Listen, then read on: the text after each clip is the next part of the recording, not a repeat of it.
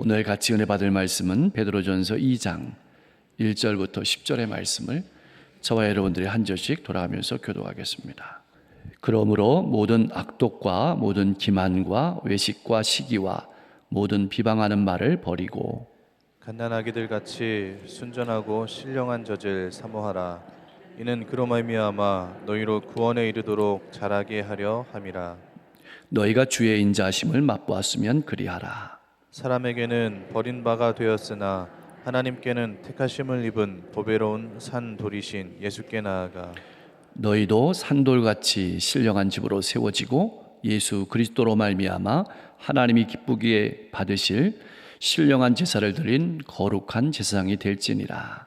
성경에 기록되었으되 보라 내가 택한 보배로운 모퉁이 돌을 시온에 두노니 그를 믿는 자는 부끄러움을 당하지 아니하리라 하였으니 그러므로 믿는 너희에게는 보배이나 믿지 아니하는 자에게는 건축자들이 버린 그 돌이 모퉁이의 머릿돌이 되고 또한 부딪히는 돌과 걸려 넘어지게 하는 바위가 되었다 하였느니라. 그들이 말씀을 순종하지 아니함으로 넘어지나니 이는 그들을 이렇게 정하신 것이라. 그러나 너희는 택하신 족속이요 왕같은 제사장들이요 거룩한 나라요 그의 소유가 된 백성이니 이는 너희를 어두운 데서 불러내어 그의 기이한 빛에 들어가게 하신 이의 아름다운 덕을 선포하게 하려 하심이라. 너희가 전에는 백성이 아니더니 이제는 하나님의 백성이요 전에는 긍휼을 얻지 못하였더니 이제는 긍휼을 얻은 자니라. 아멘. 우리에게는 산 소망이 있습니다. 어떠한 상황 속에서도 살아있는 영생의 소망이 그것입니다. 그리고 이 영생의 소망은 우리를 항상 살려주는 소망입니다. 힘들 때 살려주고, 아플 때 살려주고, 외로울 때 살려주고, 고난을 겪을 때 우리를 살게 하는 소망이 이 영생의 소망, 산소망입니다. 그리고 이 우리에게 있는 산소망은 우리로 하여금 미래를 향해서 걸어갈 수 있게 하는, 뛰게 하는 소망이기도 합니다. 그렇다면 왜 이러한 산소망이 있는, 영생의 소망이 있는 그리스도인이 세상 가운데서 능력 있는 삶을 살아가지 못하는 것일까요? 왜 우리는 자주 어려움과 고난 속에서 넘어지는 것일까요?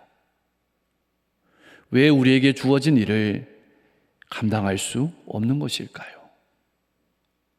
어떻게 하면 이 땅의 교회가, 이 시대의 교회가 산소망으로 건강하게 설 수 있을까요? 오늘 본문은 그것을 우리의 가슴 속에 잘 새겨주고 있습니다. 오늘날 그리스도인의 문제와 아픔은 하나님께서 우리에게 주신 양식인 하나님의 말씀을 충분히 먹지 못하는 데 있습니다. 더 큰 아픔은 그 양식을 충분히 먹지 못한 상태에서 주님을 위해서 많은 일을 하려고 하는 데서 아픔이 옵니다. 여러분들에게 퀴즈를 한번 내보겠습니다. 빈칸 속에 들어갈 말을 여러분이 채워주시면 됩니다. 금강산도? 네, 맞습니다. 먹어야 힘이 생깁니다. 그래야 아프지 않습니다. 그래야 잘 자라갑니다. 말씀을 먹지 못하고 일하다가 아픈 겁니다. 상처받는 것입니다. 우리가 하나님의 말씀을 충분히 먹지 못할 때 나타나는 현상이 1절 말씀에 기록되어 있습니다. 1절 말씀에 이렇게 기록되어 있습니다. 모든 악독과 모든 기만과 외식과 시기와 모든 비방하는 말입니다. 한마디로 하면 이렇습니다. 배고프면 신경이 날카로워집니다. 배고프면 싸우게 됩니다. 배고프면 인내하지 못하게 됩니다. 배고프면 비교하게 됩니다. 배고프면 시기하게 됩니다. 그것이 말입니다. 그렇다면 이웃을 사랑하는, 내게 맡겨진 영혼들을 사랑하는 그 사랑은 어디에서 나오는 것일까요? 우리의 감정과 의지일까요? 그것도 중요합니다. 그러나 그 사랑은 우리의 감정과 의지에서 나오는 것이 아닙니다. 여러분, 우리의 감정과 의지는 중요한 것이 분명하지만 그것은 마치 모래성과 같습니다. 바람이 한번 싹 와서 불면 무너지는 겁니다. 파도가 한번 덮치면은 사라지고 마는 것이 우리의 감정입니다. 그것이 우리의 의지입니다. 이미 우리는 신앙생활하면서 수없이 넘어져 보았습니다. 그럴 때 여러분 어떻게 생각하십니까? 나도 내가 이 정도일 줄 몰랐다. 나도 내가 이럴 줄 몰랐다 하는 순간이 여러분 있지 않습니까? 그렇게 생각할 때가 얼마나 많습니까? 그러면서 마음속으로는 다음에는 잘해야지 결심은 또 얼마나 많이 했습니까? 연초만 되면 또 시기만 되면 얼마나 결심을 많이 했습니까? 그러나 잘 되던가요? 그래서 우리는 넘어질 때 흔히 이렇게 생각합니다. 내가 못나서 넘어진다고 생각합니다. 그래서 자기의 가슴을 찌릅니다. 여러분, 그럴 수도 있습니다. 그러나 말씀을 통하여 보면 아닙니다. 배가 고파서 넘어지는 겁니다. 하나님의 말씀을 충분히 먹지 못해서, 그래서 배고파서 넘어지는 겁니다. 내 사랑으로 일하기 때문에 견디지 못하는 것입니다. 하나님의 사랑은 결코 감정에서 나오는 것이, 의지에서 나오는 것이 아닙니다. 그것이 중요한 것은 사실이지만 하나님의 사랑은 우리의 영혼이 진리의 말씀으로 깨끗하게 되는데, 하나님의 말씀으로 우리의 영혼이 깨끗하게 되는 데서 나오게 되는 겁니다. 성도는 말씀의 존재입니다. 말씀으로 태어났습니다. 말씀을 먹고 자라갑니다. 그 말씀을 먹어야 세상의 문화와 세상의 가치관을 이겨내며 살아갈 수 있습니다. 갓난아기는 태어나면 밥을 먹으면 큰일 납니다. 젖을 먹어야 합니다. 다른 것을 사모하지 않습니다. 세상에 맛있는 것이 아무리 많더라도 배고프면 젖을 간절히 사모하는 겁니다. 그리고 헐레벌떡 먹습니다. 배부르면 얼굴이 펴집니다. 그러면서 자라가게 되는 겁니다. 신자에게는 말씀이 젖이고 말씀이 본질입니다. 말씀을 먹어야 자라가고 말씀의 맛을 알게 되면 다른 것을 사모하지 않게 되는 겁니다. 그러면서 자라가게 되는 겁니다. 말씀을 먹고 성장하면 이 몸에 맞지 않는 옷은 벗어버리는 것처럼, 그리스도인으로서의 몸에 맞지 않는 옷은, 어울리지 않는 것들은 벗어버리게 되는 겁니다. 자연히 벗어버리게 됩니다. 그것이 뭐냐면 이런 1절의 말씀을 벗어버리게 되는 겁니다. 그래서 다른 사람에게 해를 끼치고자 하는 욕망이 사라져버리게 됩니다. 배부르게 되니까요. 거짓말이 사라지게 됩니다. 다른 사람과 비교하는 시기가 사라지게 됩니다. 그리고 다른 사람의 이야기를 하지 않게 됩니다. 소위 뒷담화죠. 그리고 오히려 세워주고 격려하고 소망을 주는 사랑의 말을 하게 되는 겁니다. 그렇다면 어떻게 하면 끝까지 산소망을 가지고 신앙의 길을 걸어갈 수 있을까요? 시편 23편의 말씀은 우리가 잘 아는, 성도들 모두가 알고 있는 시편일 겁니다. 다윗이 지은 시죠. 아름답습니다. 여호와는 나의 목자시니 내게 부족함이 없으리로다. 그가 나를 푸른 초장으로 인도하시며 실만한 물가로 인도하시는도다. 여러분, 근데 이 시는 편할 때 냇가에서 쓴 시가 아닙니다. 다윗이 어려움 가운데, 고통 가운데, 외로움 가운데 있을 때 지은 시입니다. 왜 이런 시가 나왔을까요? 하나님의 인자하심, 하나님의 선하심을 맛보았기 때문입니다. 그런 외로움 가운데, 그런 고난 가운데 있지만 하나님이 나와 함께 하시고 하나님의 선하신 뜻, 하나님의 인자하심을 그 고난 가운데서 맛보았기 때문에 나오는 겁니다. 내가 믿는 하나님이 어떤 분인지 우리가 알게 될 때 우리의 심령은 배부르게 됩니다. 그리고 자라가게 됩니다.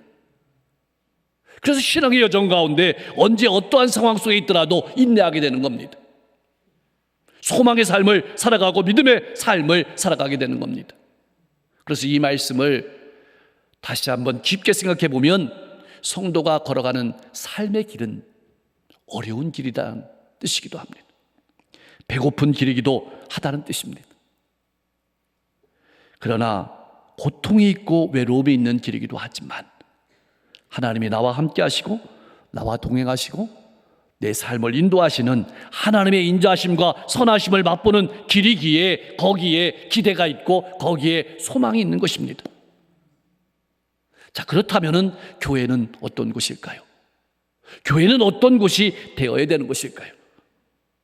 하나님의 말씀을 먹고 자라가는 성도들이 말씀을 사모하며 모이는 곳이 교회입니다. 교회의 본분은 그렇게 말씀을 먹고 자란 성숙한 성도가 세상을 위해서 제사장이 되는 곳이 교회입니다. 자, 중요한 것이 이제부터입니다.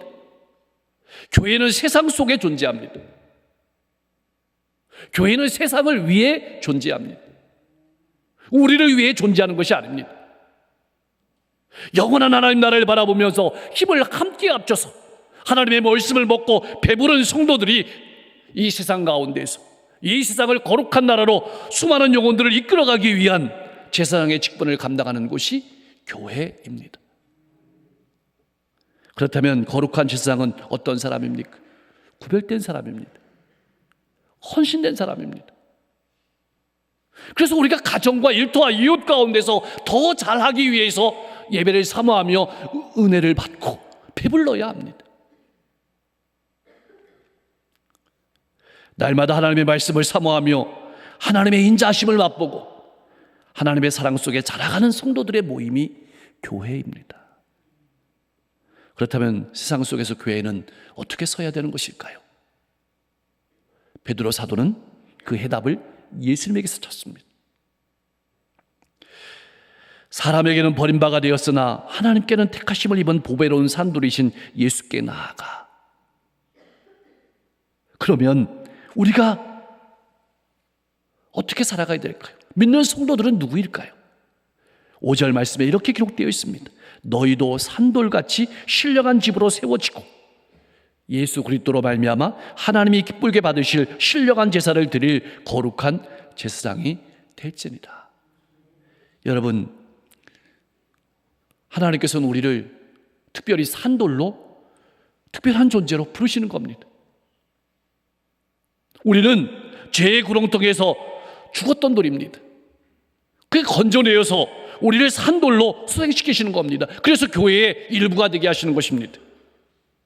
여러분, 그렇게 하나님께서는 교회를 건축하고 계시는 겁니다.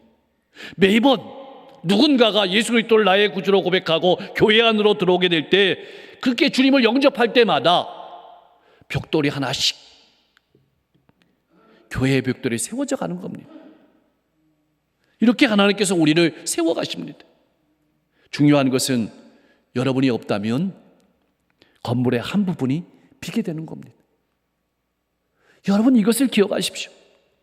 꼭 기억하십시오. 세상 사람들이 볼 때 교회는 무가치하고 쓸모없고 버림받은 존재일지 모르지만 하나님께서는 교회를 통하여서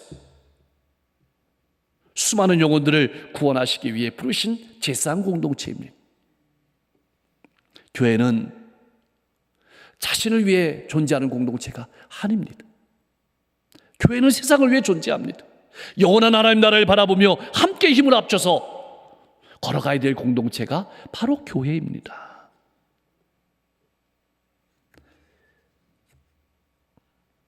하나의 돌이 성전이 아닌 것처럼 하나의 벽도 성전이 될 수 없습니다. 몸의 한 지체는 다른 지체들이 없다면 설 수 없습니다. 입만 따로 설 수 없습니다. 코만 따로 설 수 없습니다. 눈만 따로 설 수 없습니다. 이 모든 것이 하나가 되어야만 온전한 기능을 하는 것처럼 다른 성도와 함께 서야만 교회가 온전한 기능을 할 수 있게 되는 것입니다. 하나님께서 어떤 일을 하기 위해서 우리를 부르실 때 나만 부르는 것이 아닙니다. 다른 사람을 불러서 혹은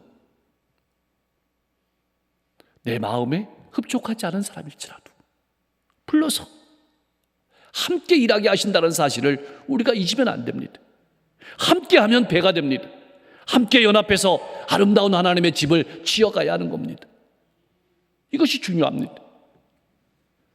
또한 어떻게 하면 가족들과 이웃들을 하나님께로 이끌어 나오는 제사장으로서의 삶을 우리가 감당할 수 있을까요?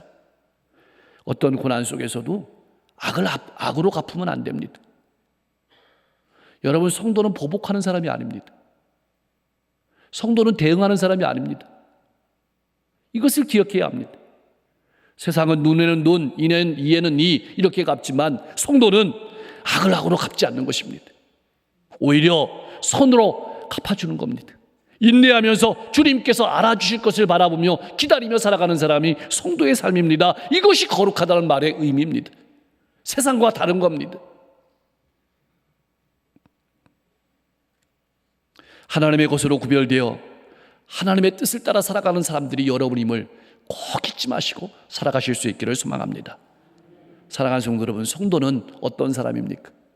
여러분 자신을 어떻게 규정하고 있습니까? 우리는 이미 죽었던 사람입니다.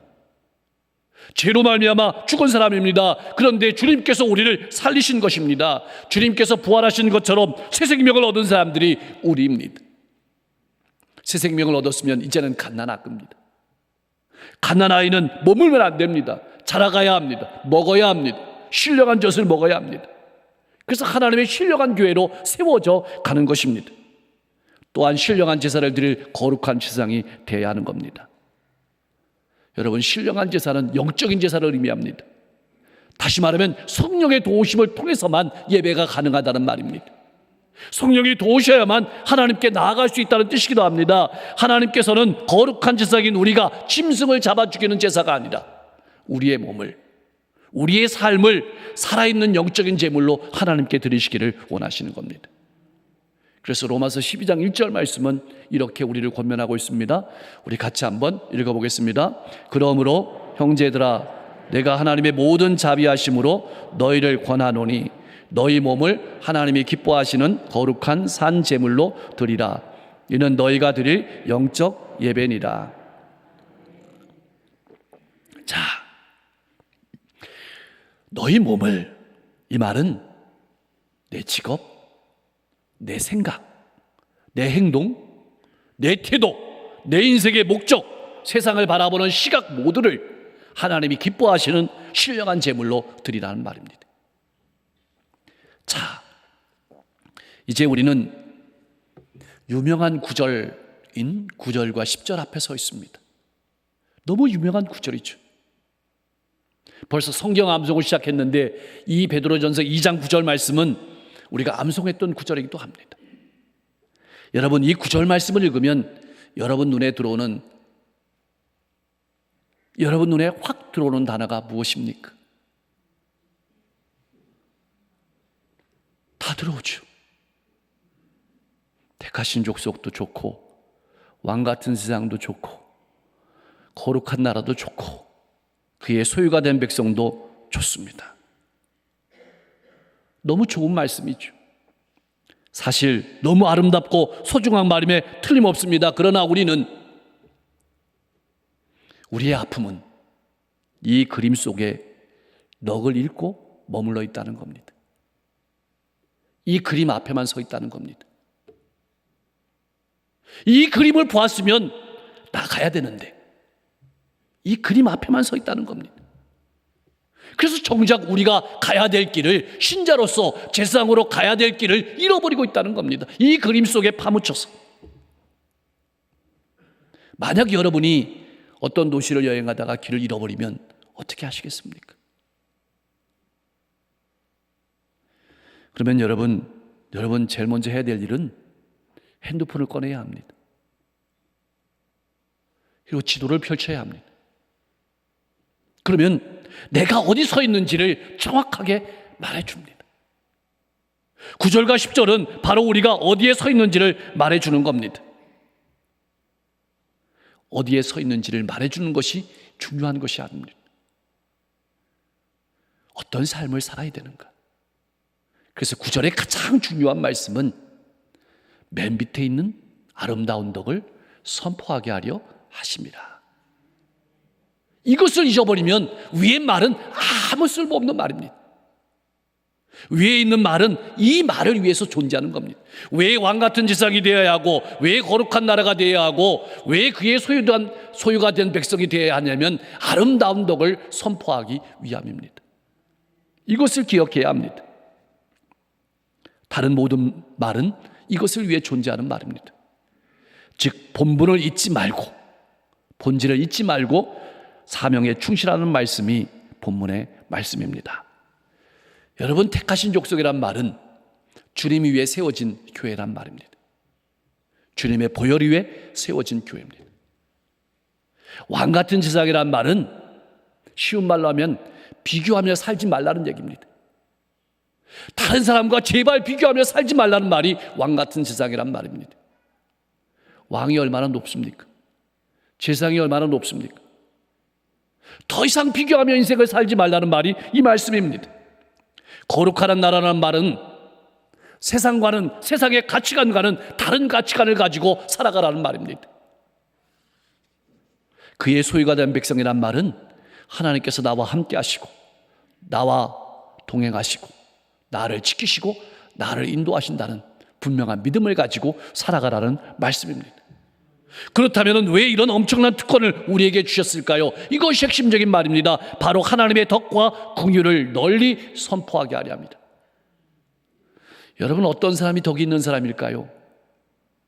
여러분, 어떤 사람을 덕이 있는 사람이라고 여러분 칭송할까요? 이런 겁니다. 그 사람이 내게 아픔을 주어서 상대방에게 화를 낼 만도 한데, 그만둘 만도 한데, 관계를 끊어버릴 만도 한데 계속해서 도와주는 겁니다. 그게 덕이 있는 사람입니다. 또는 그만하면 그런 인간은 더는 용서하지 않아도, 받아들이지 않아도 되는데 그래도 불쌍히 여겨서 또 받아주고 기회를 주는 사람을 덕이 있는 사람이라고 표현합니다. 누가 이러한 덕을 보여주신 겁니까? 하나님께서 우리에게 보여주신 것이 이것입니다. 교회는 이런 하나님의 덕을 체험한 사람들, 이런 하나님의 덕을, 하나님의 긍휼을 입은 사람들이 모인 것이 교회입니다. 그래서 교회는 받은 것을 나눠주는 겁니다. 배고프다는 말은 이 사실을 알지 못한다는 겁니다.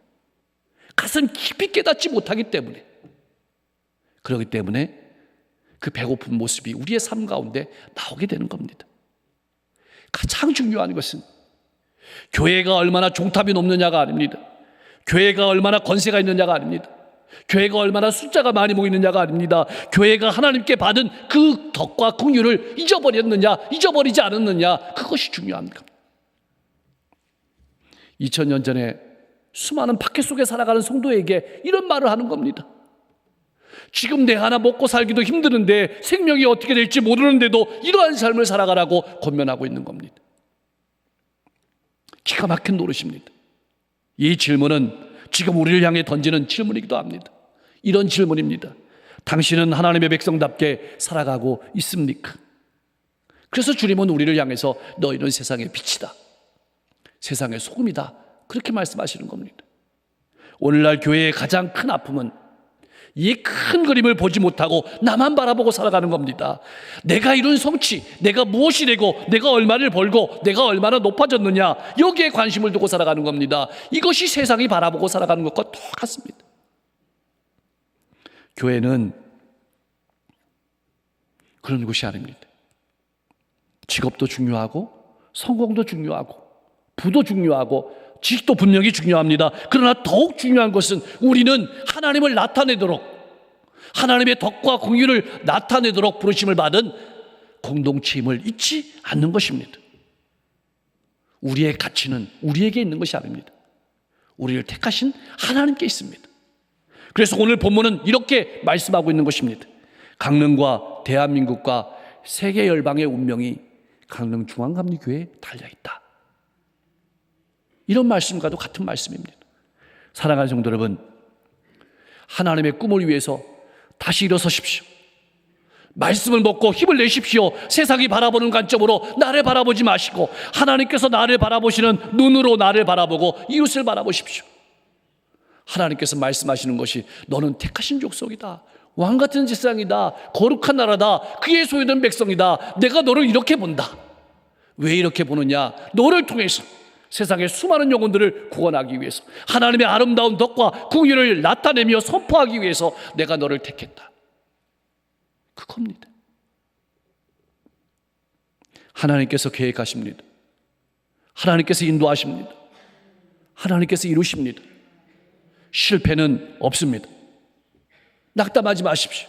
힘을 내십시오. 다시 한번 아버지의 마음을 품고 세상을 위해 울며 기도하고 가정과 일터와 이웃을 향해서 힘차게 나아가는 성도님들이 되실 수 있기를 주님의 이름으로 간절히 축복합니다. 기도하겠습니다. 우리는 말씀의 존재이고 말씀으로 태어났고 말씀을 먹으며 자라가는 존재임을 잊지 않게 하옵소서. 말씀으로 우리의 삶이 풍성해지는 삶을 살아가게 하여 주시옵소서. 내 인생 속에 버려야 될 것을 버리게 하시고 신령한 것을 사모하는 신앙인으로 성장하며 성숙한 삶을 살아가게 하여 주시옵소서. 내가 믿는 하나님이 어떤 분이신지 깨달아서 어떤 상황 속에서도 낙심하지 아니하고 믿음의 길을 힘차게 걸어가게 하여 주시옵소서.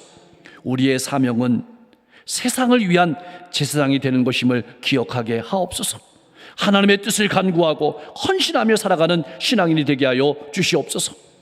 시대가 어렵고 앞이 보이지 않는다 하더라도 영원한 소망을 바라보며 현재의 어려움과 고난을 기쁨으로 이겨내며 살아가게 하여 주시옵소서. 하나님의 긍휼하심과 덕을 늘 생각하며 이웃을 바라보게 하옵소서. 아버지의 마음을 품고 세상을 향해 울 수 있는 성도가 되게 하여 주옵소서. 그들을 하나님께로 데려올 수 있는 사명을 감당하게 하옵소서. 다음 주에 온 가족 예배를 통해서 가족과 일가 친척들이 주님께 나오는 통로가 열려지게 하옵소서. 산불로 말미암아서 많은 이재민들이 어려움과 아픔 속에 있습니다.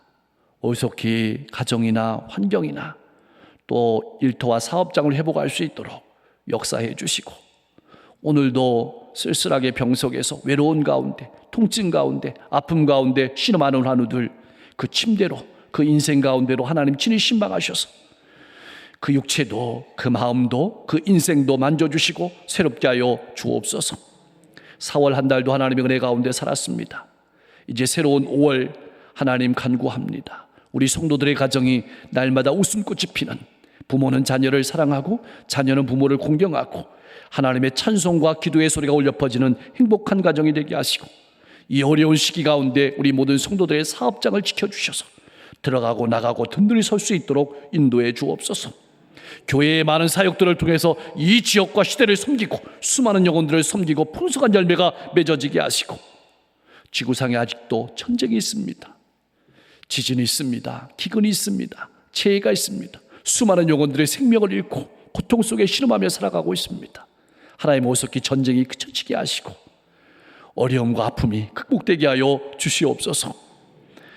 아버지 하나님, 우리가 살아가는 삶 속에 관계를 잃어버린 소원한 성도가 있습니까? 소원한 관계가 있습니까?